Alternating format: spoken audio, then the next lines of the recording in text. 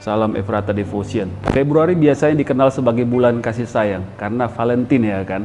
Momen spesial, kasihnya pun spesial. Biasanya dirayakan oleh pasangan-pasangan baik yang pacaran maupun yang sudah menikah.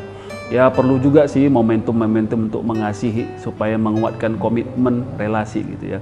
Tapi tentu salah kalau kasih hanya diberikan atau diekspresikan hanya pada momen tertentu, tidak setiap hari gitu. Saya mengingatkan sebuah kasih yang tiada duanya.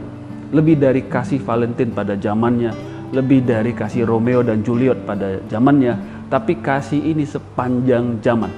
Sampai hari ini kasih ini tiada duanya, yaitu kasih Allah kepada kita umatnya. Kasih yang diekspresikan oleh Allah melalui Yesus Kristus. Alkitab katakan karena begitu besar kasih Allah akan dunia ini, sehingga ia telah mengaruniakan anaknya yang tunggal, supaya setiap orang yang percaya kepadanya tidak binasa, melainkan beroleh hidup yang kekal.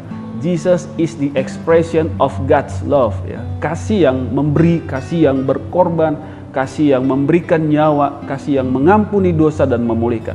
Kita butuh kasih Allah setiap hari. Saya mau tanya, apakah Anda merasa tidak dikasihi hari ini? Apakah saudara kecewa dengan seseorang, benci seseorang saat ini, kesal dengan seseorang saat ini? Kalau ada, saya mau katakan saudara butuh kasih Allah. Ingat, Allah mengasihi saudara dan saya. Pandang kepada Allah. Coba renungkan dan percaya bahwa ia sangat mengasihi saudara.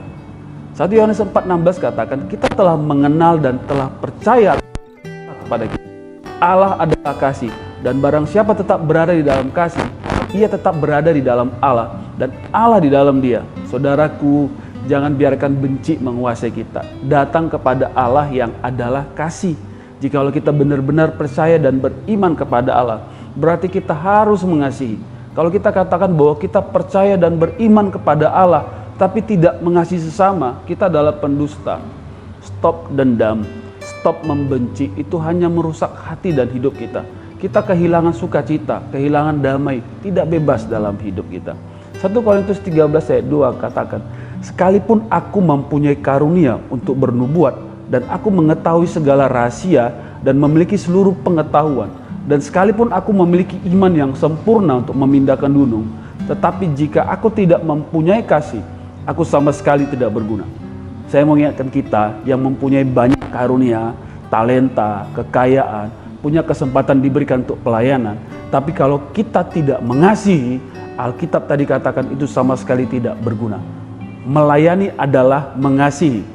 Dominasi pelayanan adalah kasih. Jangan kita luar biasa hebat melayani, tapi ada kekecewaan dan benci. Kita melayani karena mengasihi Allah dan mengasihi orang lain. Itulah gereja. Mengapa kita ke gereja? Tahu kan apa pergerakan gereja? Saya beritahukan bahwa gereja harus mengasihi Allah. Gereja harus mengasihi sesama anggota gereja, dan gereja harus mengasihi dunia. Alami kasih Allah dalam hidup. Minta Tuhan supaya penuhi hati kita dengan cintanya, supaya kita dapat mencintai. Hanya orang-orang yang dipenuhi cinta Tuhanlah yang bisa setia mencintai. Mari kita berdoa. Tuhan, terima kasih, Engkau begitu mengasihi kami. Kami tahu kami banyak kelemahan, tapi Tuhan mengasihi kami. Kami juga mau Tuhan, alami kasih-Mu, sadari kasih-Mu yang begitu besar terhadap diri kami. Dengan demikian kami bisa setia mencintai. Kalau ada benci, kecewaan, dendam kami rasa saat ini, Tuhan, kami mau Roh Kudus menyelami hati kami, melembutkan hati kami. Kami mau dipenuhi cinta Tuhan, supaya kami bisa melepaskan pengampunan dan mengasihi. Di dalam nama Yesus kami telah berdoa. Amin.